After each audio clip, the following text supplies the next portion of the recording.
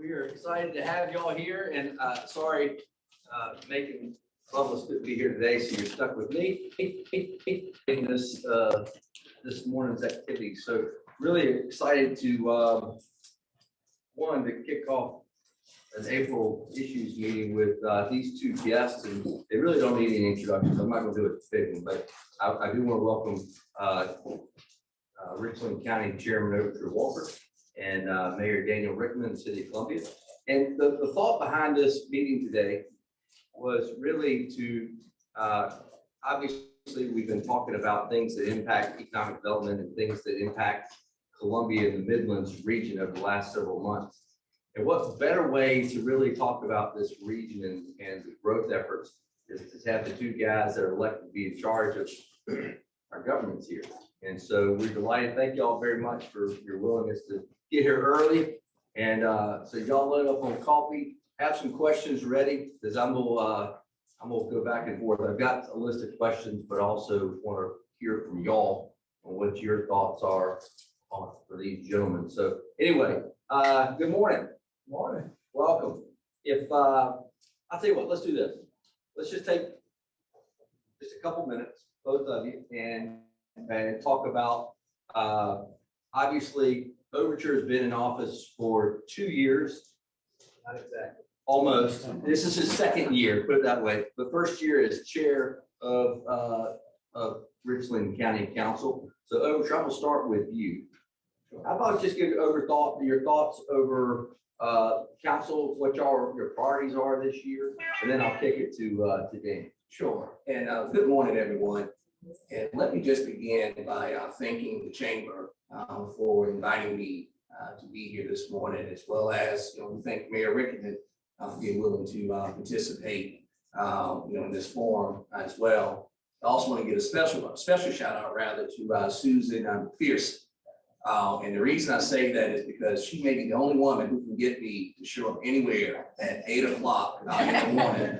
I think the first time I participated in one of these forums, I just been elected to Richland County Council, along with 4 other colleagues of mine. And so I think Mr. Fierce managed to get 5 of us together at 8 o'clock in the morning. And then this time around, she had to listen to me carp and moan and complain about showing up at 8 o'clock in the morning. So Mr. Pearson, special shout out to you. And on top of that, she is a constituent. She happens to live in my district. But again, I'm Overture Walker, chair of Richland County Council. I've been on county council now for just over a year. I ran back in 2020 to replace Councilman Jim Manning, who was my predecessor for District 8. My district begins on Decker Boulevard, and it actually goes as far out to the northeast as Long Creek Plantation. I'm not sure if any of you are familiar with that part of Northeast Columbia, but in between Decker Boulevard and Long Creek, you have Alpine Road, there's Polo Road, Two Notch. We've got North Springs, as well as Clemson Road and Hard Scrabble. And so, the challenges in my district are pretty diverse. If you live off of Decker Boulevard in the Hunt Club Road area, your concern is probably more so with economic development and revitalization. If you live off of Clemson Road or North Springs or even Hard Scrabble, your concern is probably most likely with traffic congestion as well as housing development. So my district is not a big district, but it's long. And we have a lot of density, and we have a lot of housing, and a lot of residents, or rooftops, rather. Since I've been on council, we've had numerous priorities. I really can't say which one is more important than the other. I know that there's certainly been, we place a premium on economic development, trying to draw, more industry and high-paying jobs to Richland County. There's always a premium that's placed on public safety. Last year we voted on a $40 million bond for the sheriff. It's going to be a public safety complex, which will have a new criminal laboratory, a new 911 center. I believe we're going to also house the Richland County probation, parole, and pardons office in that building. It's going to be at Columbia Place Mall. So you may be aware that the county already owns property, on the premises. And so rather than go and look for a new property to acquire, we decided to look at some of the properties the county currently owns. And so, so that's actually going to be a pretty big deal. We certainly made it a priority to resolve any issues around the penny. During our first year, we resolved legal disputes with the Department of Revenue, as well as with the program development team, which is also known as the PDT. And then we did something that I thought was, I think for some people, maybe it was just symbolic, but also thought it was very substantive, which was some of the controversy, around the purchase card or the P card program. For a while, Richland County was maybe one of two counties that had the dubious distinction of council members having their own credit card or P card. And so we decided to revamp that program and bring it in-house, and as opposed to council members actually having access to those cards and having them on their person, instead now you have to go through administration, the clerk's office to make those purchases. But we thought that was a pretty big deal in light of just some of the negative stories that were coming out about Richland County in recent years. But that's just a handful of the priorities that we're dealing with. Obviously, COVID is still an issue. We were approved for, I believe it was a little over $80 million in ARPA funds, from the federal government. So we've received to date, I believe we've expended about 20 million to date. And so we have another 60 or 61 million that's out there. And so we're having discussions now about what the priorities are going to be with respect to what remains of those funds. So, Mr. Blackson, I hope that answers the question. There's so much more, but that's just a handful of some of the things that we're grappling with. Great, thanks. Daniel? Good morning. I can't start without saying, we got to give a shout out to the Lady Gamecocks for that world champion. I tell you what, that was pretty exciting, and I'm gonna put priority. We're trying to figure out a parade, so I'm gonna put that out there. It's something. Yeah, this is 90 days into my first term as mayor, and I tell you, it's been exciting. I will tell you, every day we're getting up. We're trying to figure out what we can do to improve the quality of life here in Columbia, and we've adapted. Open for business, open for innovation, open for suggestions, open for dialogue, truly an open community, trying to be very transparent and deal with the issues that are before us. And you've seen as we've started, my counterpart here, Mr. Walker, and I have met, I think, 4 times already.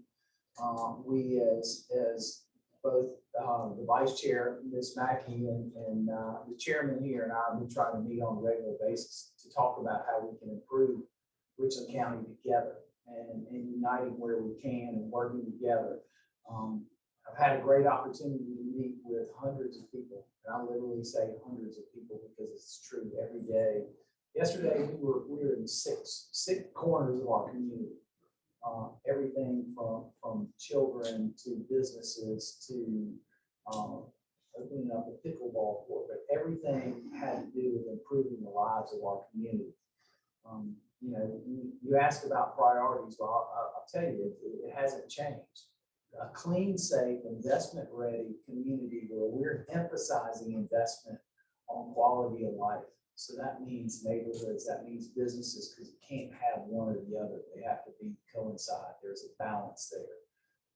Investing internally in our city, making sure that we are providing the best service, because that's what we are. We are a service industry. And as y'all know, we've talked about it, we've seen it, we're airing our issues out front and trying to tackle them one point at a time. We were 4,000 work orders behind at water and sewer. We're 632 employees late. Are those great statistics? No. But what's great about it is there are opportunities. There are opportunities for us to improve. It makes us re-examine the way we operate, how we handle those issues, and how we can improve moving forward. And in going through work orders, to give you an example, 17% of those work orders were landscape issues, where it was just going back and fixing what we had to tear up to improve a water line. And some of these had extended out, lost in the crack. And you go, wait a minute, how is that possible? There must be 100 landscape companies in Columbia, South Carolina. Well, when you dig into the issue and discover there are our own ordinances, our own procurement process add so many layers on that it prohibits a small company from coming in and help us. So you have to go back to the root of the problem. The root of the problem really came into the way we operate.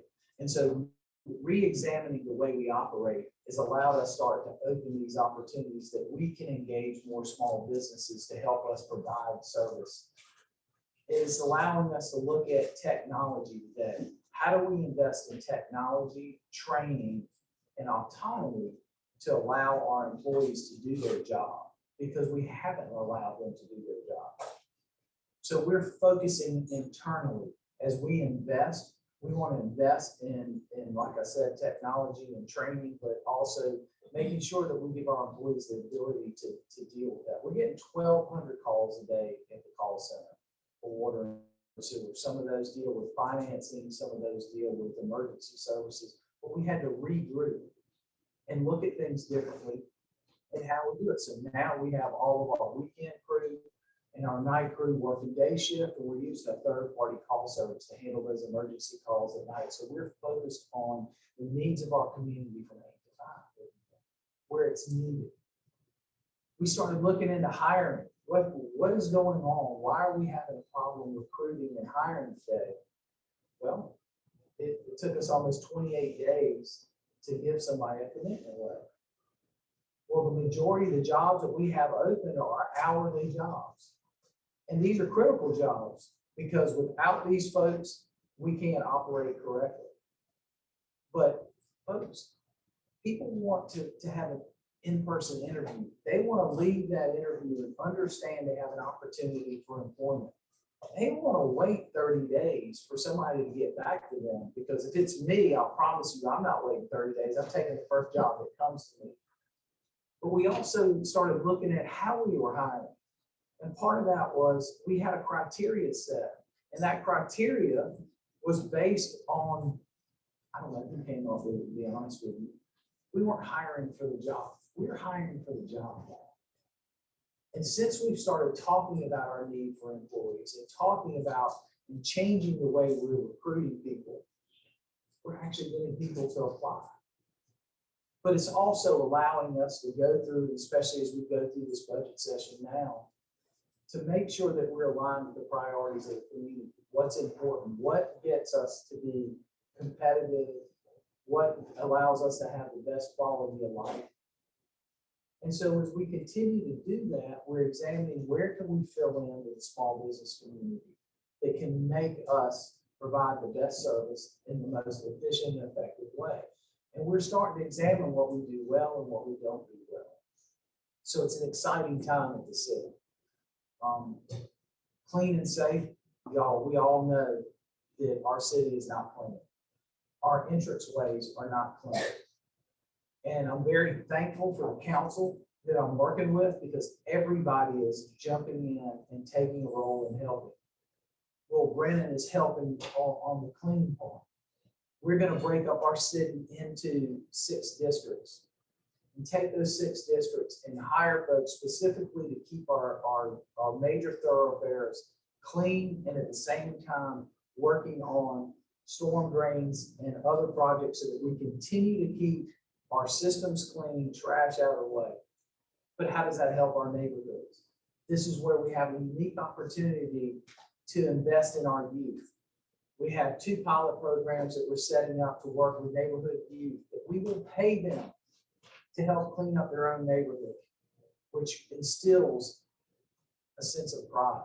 It puts the community back and getting them engaged so that we have a clean city. Then it comes on to us to make sure that we've got sidewalks that are good repair, that we continue to tackle these steel plates, start working with the private contractors to make sure that the small leaks get fixed before they become big leaks. This is an ongoing battle. It's not going to happen overnight.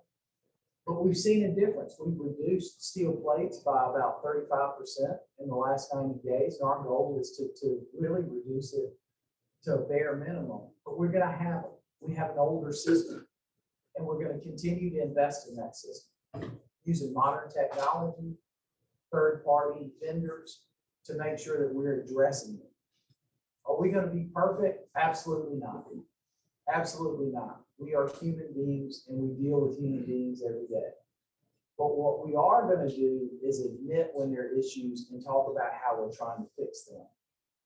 But this is also one of the great things. Over the last 90 days, I've probably hit, I think 65% of the employees, and I'm talking about the folks that are in the field, the folks that are wastewater, the folks that are in solid waste, the folks that are working in our water department out in the field, talking with them, how do we improve the quality of life for you, but how do you help us improve as a system? We're getting ideas from folks who are out there. We're listening to folks. And this isn't just a one-time meeting. This is going to be an ongoing thing because we need to have the ability to communicate much better from the bottom and the top and the top to the bottom. Because the only way we're going to be successful in Columbia, South Carolina, is for us to do this together. This isn't about Overture or eyes in Richland 1, in Richland County. It's really about us as a community working together.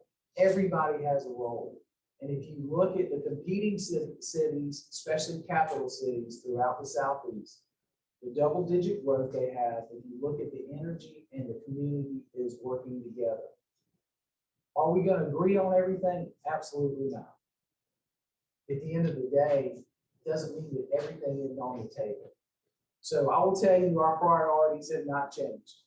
And we're going to continue to move forward, and we're going to continue to work together, and we're going to continue to improve, and we're going to continue to listen to folks.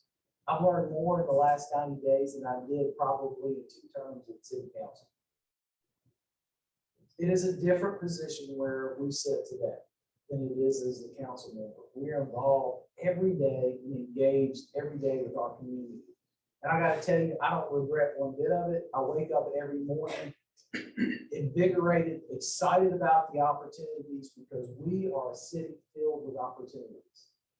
And the only way that that's all going to be, as we see it, probably the best way I can say it is that the only way we're to succeed is that we continue to work together. So I look forward to your questions and keep going. Any ideas, thoughts, please share it. Look, I made it real easy for people to get to me. My cell phone is on the website, and my email address is mayor@columbiasc.gov. I can't make it any easier for you to reach out. Thanks, Daniel. Appreciate that, Mr. Mayor. So in the spirit of working together, I mean, and one of the reasons why we wanted y'all both here is, obviously, new insights, new enthusiasm brings new ideas to the table. Overture, what do you think are opportunities that you would like to see the county and the city doing more together? What part of the, not changing what your strategy is or what your overall plan is, but where do you see, or where would you like to see the city and the county working more closely together? Hands down, economic development. That's one of the things the mayor and I, discuss in our conversation. One of the things he's mentioned to me, he says, Overture, there are times where we're talking with companies, we as the city, we're having conversations with companies that are interested in coming out here to Columbia. But then what comes up usually is the issue of taxes or about, the millage rate, what have you. And what I've said to the mayor is, well, we can help you with that over at the county. There are things that we can do, certain incentives that we can offer that perhaps the city can't offer. For instance, there's the fee in lieu of tax. That's a pretty attractive incentive for companies. There's the multi-county industrial park. There's a special source revenue rate. So there are things that we can do. I think at least prior to my arrival on council, one of the things that I heard is that the city and county oftentimes operated in silos. So you really didn't have the collaboration. And so what I said to the mayor when we were having this conversation, I said, well, look, next time a developer or a company expresses interest in coming to Richland County and want to do business in the city, and they have concerns about taxes, give me a phone call, shoot me a text message, send me an email, or better yet, I can get Director Rubel, Jeff Rubel, who's the Economic Development Director for Richland County. I can get him on the telephone, and we can get him an audience, with that developer. So there's really no reason we ought to be losing out, or any reason that we should not be, competitive when you consider that there are many incentives or there are myriad ways that we can get around any sort of tax challenges that we have. So certainly seeing more communication, more collaboration between the city and county with respect to economic development. Thanks. Similar question, Dan. Do you see lines of service that could be worked together? I don't think consolidation's been a part of anybody's conversations. I don't want to put that out there at all, but are there ways to look at certain lines of service and what the county provides and what the city provides? Oh, I think definitely. I mean, we talk a lot about economic development. Marketing is one, which is a key element for every aspect of our community, but we don't tell our story. And I think we have an opportunity to step back and come across and tell our story. We got a very great story to tell people about what we have to offer. I mean, I don't think there's anywhere else in the state of South Carolina that we have 60,000 students that are future workforce. If you look at Charleston and Greenville, they're starting to struggle with the workforce. If a business is going to locate down the road, they're going to look at us, and we need to be geared up to tell that story. And it's got to be a united message. We can't have, the airport saying one thing and county saying one thing, and the city sending a different message, and the university sending a different message. We got to work together on, I hate to use the word branding because everybody runs when we talk about branding, but the reality is we got to tell our story. I think that's the best way to do it.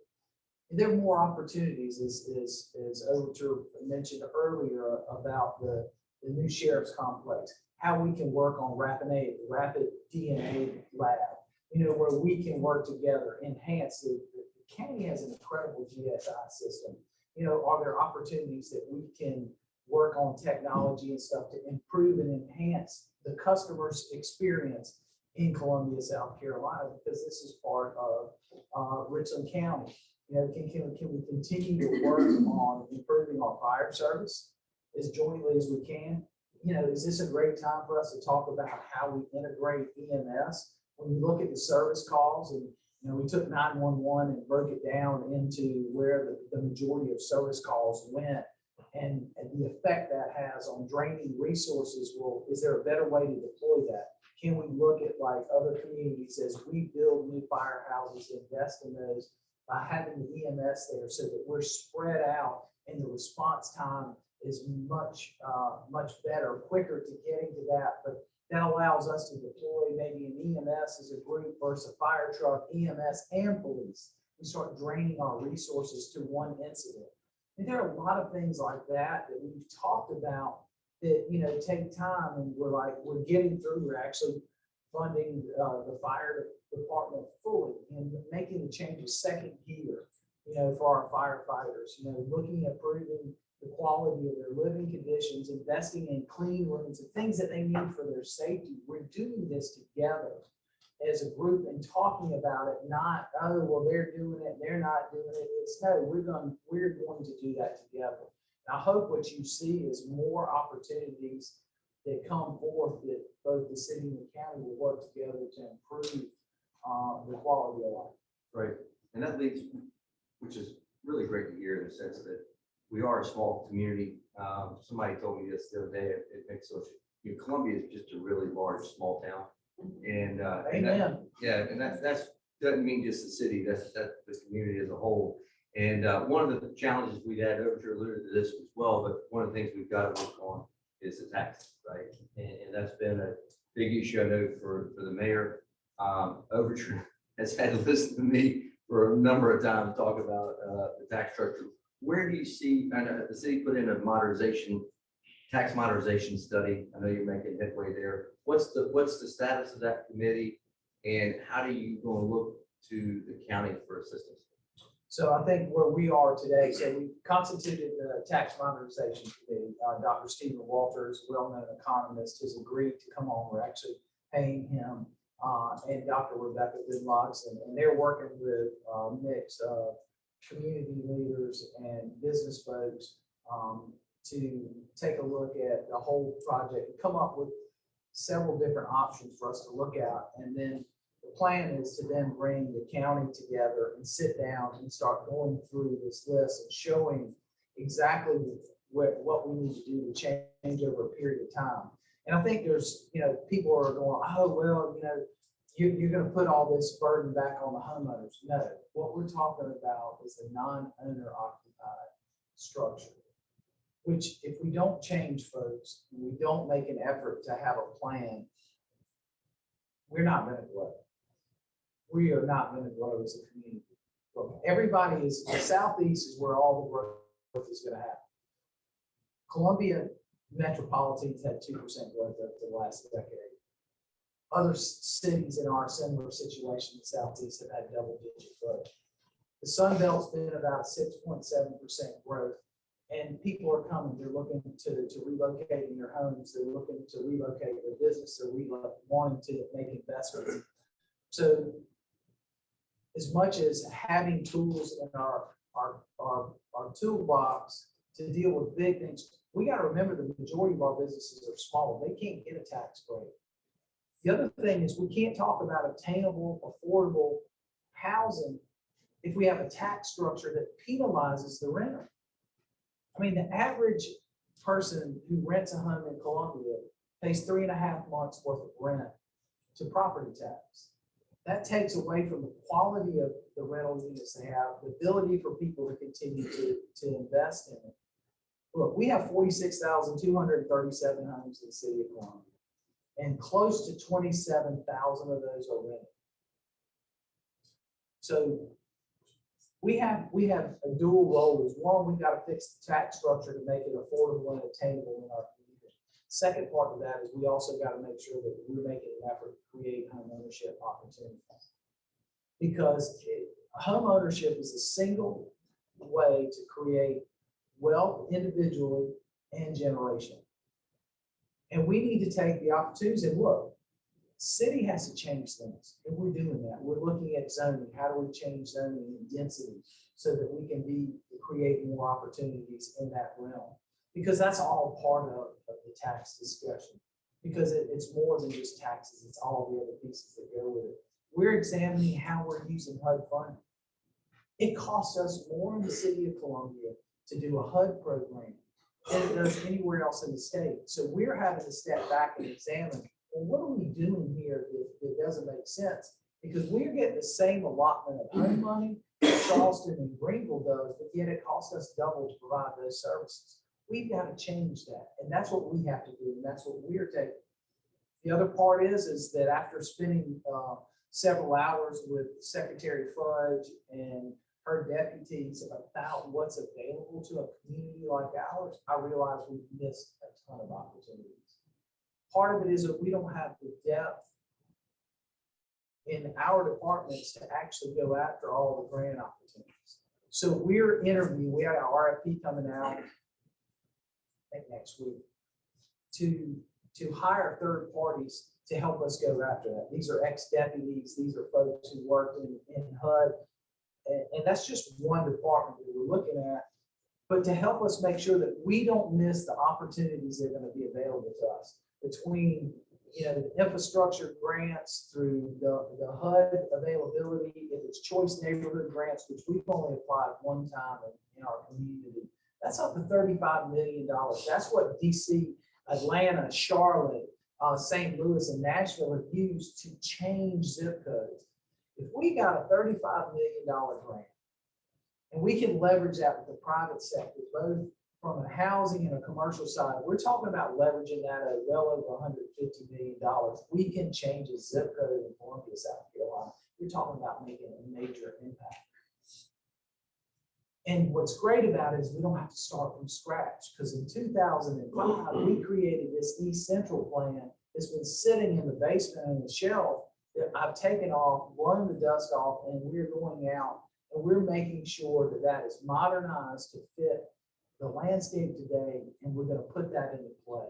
We're going to take advantage of what we have so that we can improve the quality. So all of those pieces come together, and we're, you know, like I said, we're meeting constantly, and we're talking about these issues, and we're going to bring them forth to work together to improve it.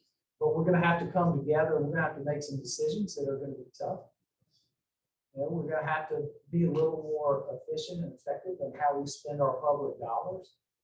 But we're also in the most unprecedented time in history. We'll never see the amount of money that's coming down from the federal government or through the state ever again, and we got 4 years to get it right. So we're going to continue to do that. Oh, yes, sir. Just chime in.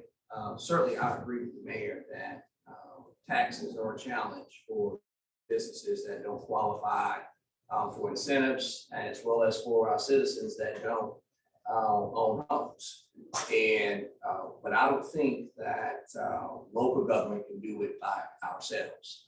You know, it may require legislative reform. You know, as far as from the General Assembly, it may require us to actually revisit Act 388, which places the tax responsibility for our schools solely on industrial, commercial, and rental properties. And when I say, when I refer to the costs for our schools, I'm talking about operating costs, not bonds or what have you. I think we have to ask, is Act 388 working the way that it was intended to? I know that shortly after its passage, the legislature increased state sales tax by 1 cent to replace any sort of lost, tax revenue. And so I guess the question is whether or not the reimbursement mechanism that's in place, so is that sufficient to replace the lost tax revenue that was supposed to go to schools? You look at Charleston and Greenville as well, and oftentimes we hear about taxes being lower there, but understand that the assessment ratio that's set by the legislature, 10%, for industrial, 6% for non-owner occupied or commercial, and then 4% for owner occupied. But the difference is the millage rate, right? And what oftentimes drives your tax bill, as many of you know, is property values. And so I know at the county, we have placed an emphasis on trying to increase property values in Richland County. In Charleston, for instance, you have a lot of beachfront property. Well, Richland County is never going to be as a beachfront county, right? Don't say never. In the foreseeable future. And then you look at Greenville, there's a lot of manufacturing, but the property values there are higher than what you see in Richland County. So we pretty much placed the emphasis on growing the tax base by attracting more industry, more commercial development, with the intention of increasing those property values. So at some point, perhaps you can get the mill down. I think another challenge that we face in Richland County is the number of properties, the number of government-owned properties, and many of them are off the tax rolls. And I think that's one area where the city and county can work together. We can have a discussion about the number of properties that each entity owns and how we can get those properties onto the tax rolls, and perhaps by maybe considering selling some of those properties to the private sector. Great. Thank you very much. Let me take a break. Anybody got a question? Yes, sir. So with regards to property taxes, how much of the average homeowner, how much of their tax bill goes to pay the schools, and can the county and the city go alone at tackling the tax issue, or does the school district need to be involved? Well, if your property is owner occupied, then what you're paying with respect to your tax bill is just construction costs and bonds. But if it's non-owner occupied, I think it's nearly 50%. It's perspective to understand Richland One, who's predominantly in Columbia. The majority of their almost all their money is derived from, obviously, non-owner occupied, which is an imbalance because there's more non-owner occupied property inside the city limits than out. So when you're having these discussions, the school board actually has to be at the table as well. But the county's actually the taxing entity, so they control that. Where we differ a little bit in our thoughts on taxes is that, I'm not sure that I believe that you have to tackle Act 388, because I don't think there's not enough real legislature to reform that tax, because the homeowner would get penalized, and the homeowner, as you know, is the voter. So I don't see that, but I do see an opportunity for us as Richland County as a whole to tackle it. If you look years ago, the state went and used Act 90 to reduce the industrial rate from 10 to 9%. 1% change in our community will change the landscape. You're talking about 25% reduction. So, is that something we can do together? Can we modernize the tax structure by committing that in 2 years, we're going to freeze for 5 years? It then reduces us, and everything over that rate that we have from new investment goes into a special fund that then can follow any shortfall. But in a time when we've all gotten recovery money, in a time when there's surplus at the state and there are federal dollars coming down, I think there's not a better time for us to tackle this issue than now. Anybody else got a question? I got a whole slew, so I don't give everybody else an opportunity. Hey, I clearly need some more coffee in the crowd. Yeah, no kidding. Yes, ma'am. Hey, how are you? Okay, from the library director. Thanks for hosting us today. The city, I believe, with the county support, commissioned a racial equity study about a year ago that Dr. Kathleen Brady did.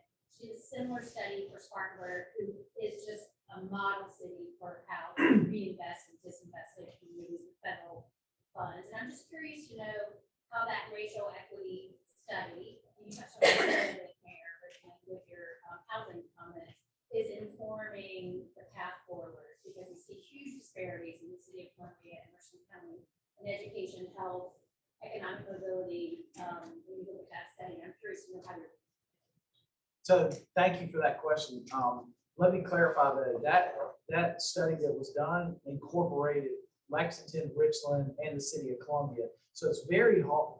Part of it's hard is that for us to move forward and using that study, and one of the ideas we have is to work with the Community Relations Council to help take this on.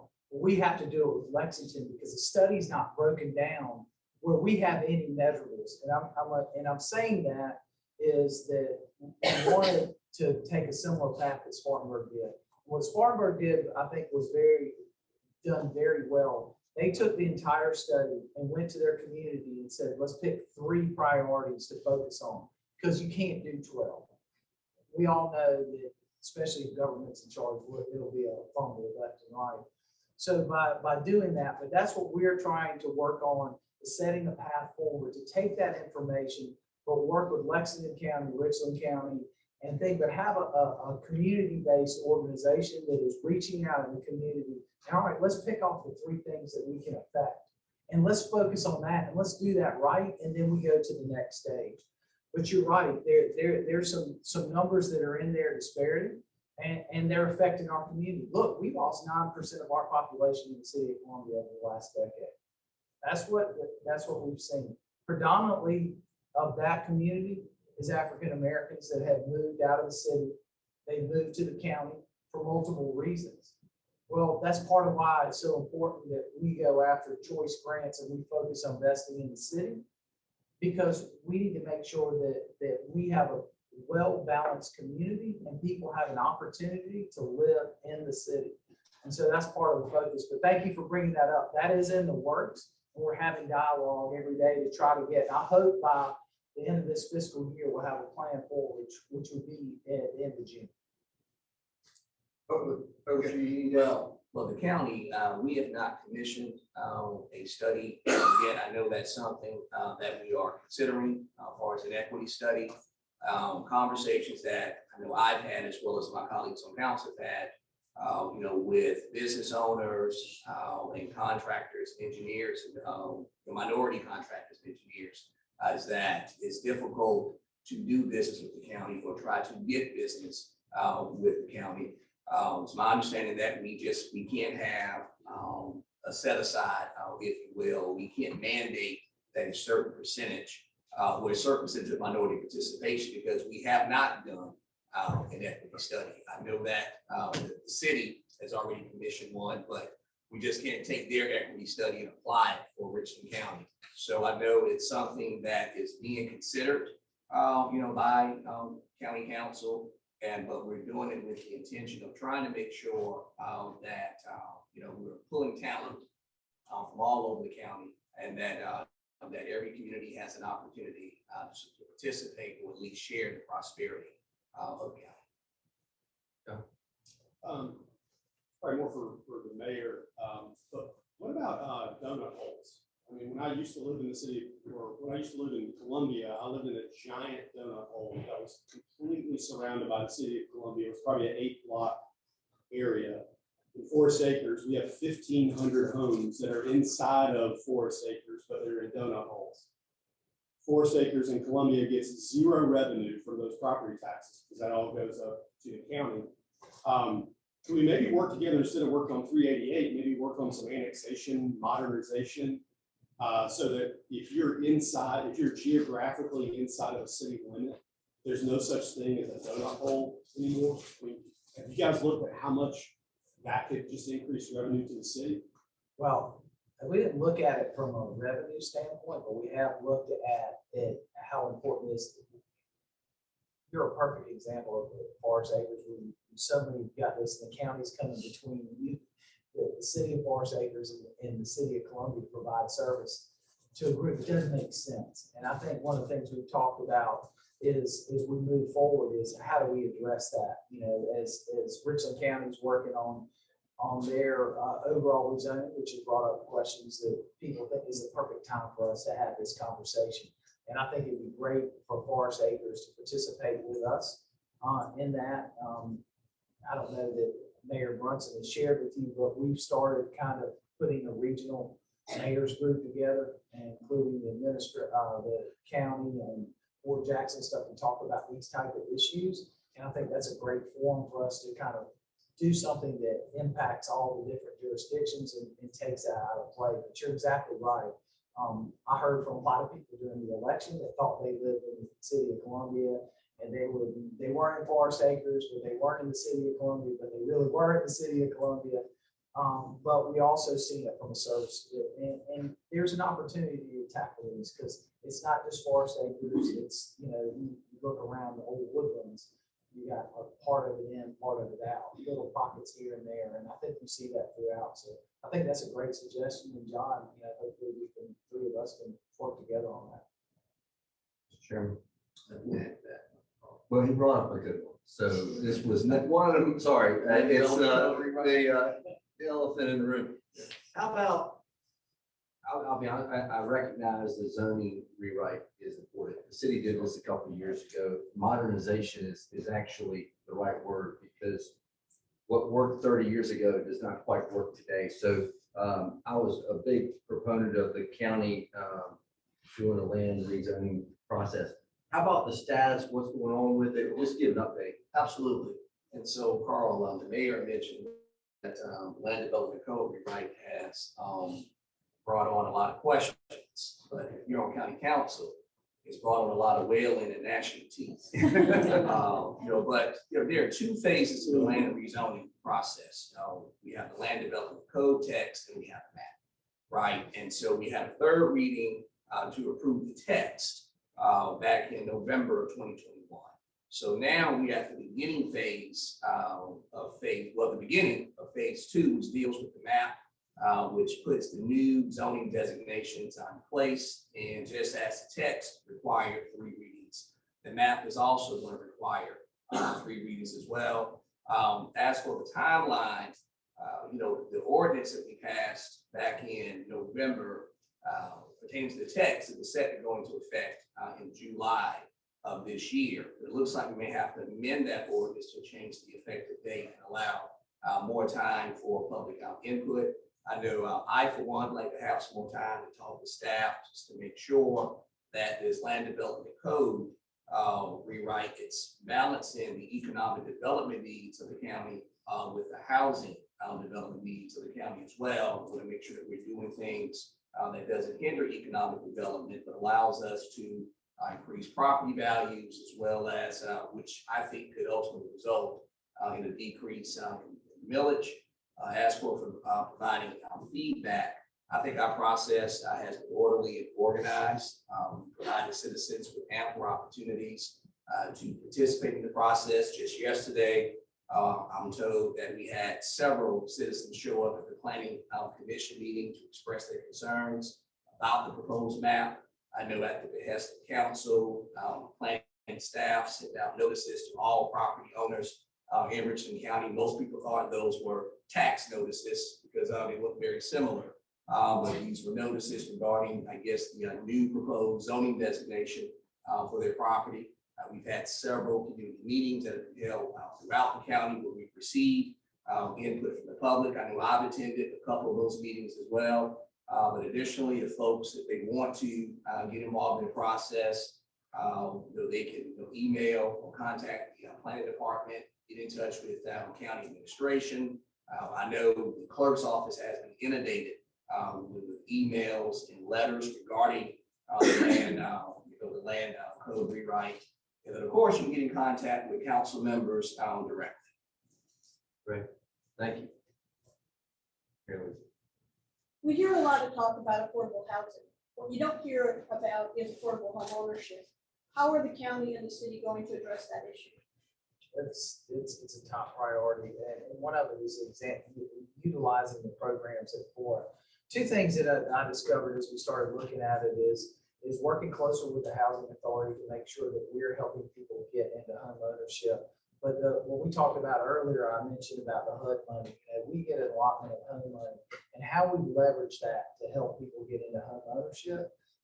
But when I found out, part of the issue too is that as we're talking about zoning and other things, that plays a big part of it, and the affordability. The other thing that we have to work on together too is regulation. Regulation in the average home in Columbia, South Carolina. So if you have $100,000 home, almost $22,000 of that is due to regulation. So we need to work together with the housing authority, with the builders and the legislature and everything, and re-examine, because you add 22% cost in regulation, then you add supply and demand right now, and then look at interest rates where they are. So how do we help those first time home buyers? And then also the inventory, requirements in neighborhoods that have big lots and smaller. Well, there's a large portion of community that would be very happy to have 1,000 square foot house that they have. It's theirs. So constantly working that. As you know, we had an opportunity to speak both to the Senate and the House about the tax credits for affordable housing as well, because part of what they were talking about removing is the 9%, which is the new construction. Well, we need that too.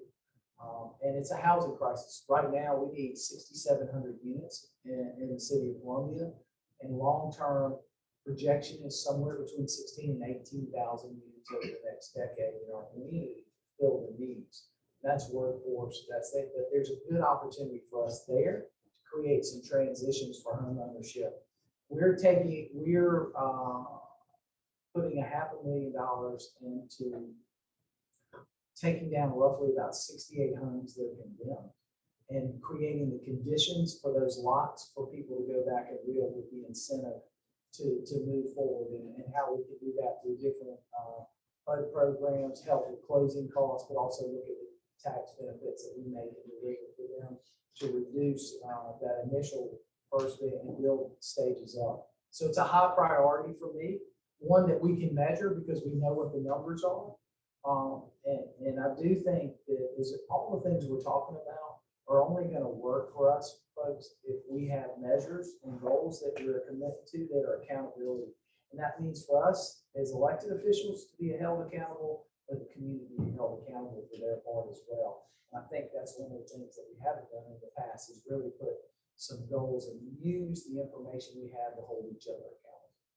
And Carl, if I may just add to that, recently I met with a group called More Justice here in town, and I know that affordable housing is a top priority of theirs, and specifically they want an affordable housing trust fund. I've looked into the issue, and I can tell you that in Richland County government, we were certainly, I discovered that there, I guess, different functions here in Richland County in respect. We're carrying out affordable housing trust functions rather, already in Richland County. For instance, I know with county government, we serve as an administrator, if you will, for CDBG grants for HUD. I know that the county has a down payment assistance program. Perhaps we need to look at allocating more funding for that, or perhaps beefing up that program. Obviously, we have the Columbia Housing Authority, and then we discover that we already have a housing trust fund in Richland County, which is the Midlands Housing Trust Fund. Up until, I want to say, a couple of years ago, Richland County was allocating funding for that trust fund. And so I certainly want to take a look at, as far as allocating more funding for that, as opposed to setting up a separate housing trust fund and having duplicative services, which is something we want to avoid.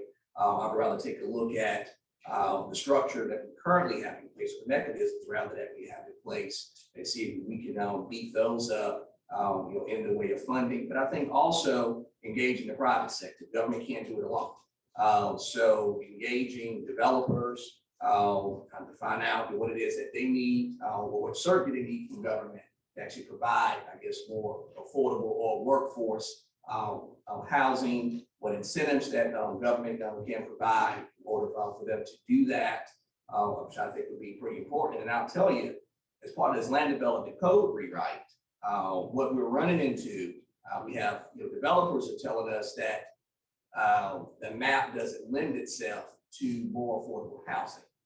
But then we're running into constituents who are saying that they don't want any more housing because they feel like the infrastructure in the county, as its current state, is just not sufficient to absorb additional housing. So we kind of have that tug and pull. We have a county that has grown, right? According to the most recent census, Richland County has grown by 40,000.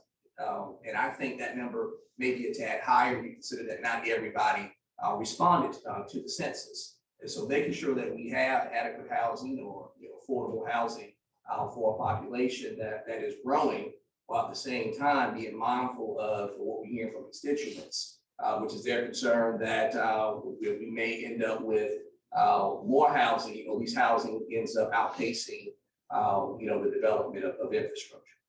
Great, thank you. Jim, last question, because we got about short on time, Jim. Mr. Chairman, I'm Jim Morris. I appreciate you tackling the whole land development piece. I'm sure it's uncovering some boards.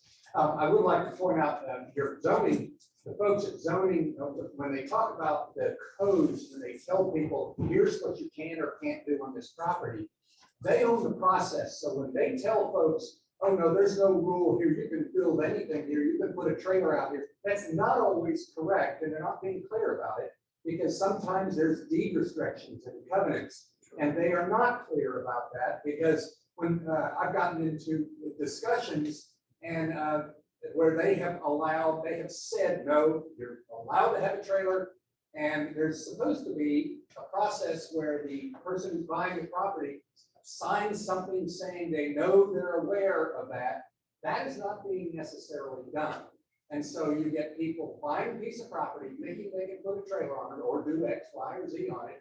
And zoning saying, oh no, they're supposed to fill out a form, the form doesn't get filled out. And so then you end up with lawsuits. So as this moves forward, if you could be aware of that, Yes. this process is very important to keep us all moving in the same direction. Well, Mr. Morris, it's because of that we've had to slow down this process with respect to the mapping. And so we can get more input from the public. I know there have been a couple of instances where we've heard from the public, they've expressed their dismay or, their disapproval of a particular proposed, and I say proposed zoning designation because nothing has to finalize, and it's led to staff going back, reconsidering what they initially proposed and then changing it. So, that information is very important for us to have. And in fact, before I leave today, I'd like to connect with you, get your information, and maybe you and I can chat a little more offline about it, okay? Great, thank y'all very much. And I will wrap up, I'll let y'all have the last word, but on behalf of Chamber, we've got a bunch of board members here, so thank y'all for being here. But appreciate both y'all for one, for your service, but two, for your willingness to be here with us today. And thirdly, I find in Columbia, being out and about, there's renewed optimism, there's excitement, there's energy in the air. So thank y'all for your leadership there. One goal that y'all have that y'all can measure, what would you like to look back on in this first year of y'all's chairman and your mayoral duties? If you can look back, what would you say success looks like, and what are you excited about? Mr. Chairman? Wow, that's a very good question, Carl. A hard one to answer. I guess for me, I think everything centers around economic development. If you're able to attract the sort of jobs, high-paying jobs that pay a living wage, Open for business. Open for business. That's cute, right? But being able to attract the sort of jobs, that pay a living wage and that can transform people's lives and that can change, generations of the family. That is what I would like to see. And so just working more closely with the mayor, working more closely with city council to see what we can do as a city and as a county to actually, improve the quality of life. Because the way I sort of view economic development is, in just its pure sense, it's an effort to improve the quality of life through the attraction of high-paying jobs. If you got folks who are gainfully employed, and if they're making a living wage, you have better educational outcomes, you have better housing outcomes, you have better health outcomes. It addresses the issue of public safety as well. So for me, it's just having a more collaborative relationship with the city of Columbia, as well as a more synergistic relationship with the private sector, and just attracting those jobs. And hopefully, as we get more commercial development in here, we can see the millage rate come down and ease the tax obligation that many of my citizens have. Thank you. Respect. That's a hard one because, I live by Peter's law, which means multiple projects lead to multiple successes. So, obviously, clean and safe is the cornerstone for all economic developments. They're really tied together. And a part of that safe is to be quite honest, I want violent crime to stop. We had 93 shootings in the last 12 months in our community. 95.7 of those were committed by kids between the ages of 18 and 19. That is a problem. And so for us to move forward as a community and grow economically, we have to tackle those issues. The FBI has recognized us as one of the highest murder rates. I think it's 17. We've got to continue to invest in our community and in public safety, and part of that is a clean, safe. The clean, safe is part of public safety. People forget that lighting, cleanliness, sidewalks, and everything make a difference in a community. So, for me, I think it's multiple projects. Obviously, economic development helps because if we have more jobs, it deters a lot of bullets, folks. So, I think that would be my parallel path. If you made me pick, I'm gonna pick two, because when offered a choice, I always take both. Well, listen, thanks again. Thank you all for being here today. We appreciate it very much. Listen, we're here at the chamber here to help y'all. So please let us know how we can assist. Thank you all for being here. Y'all have a great day.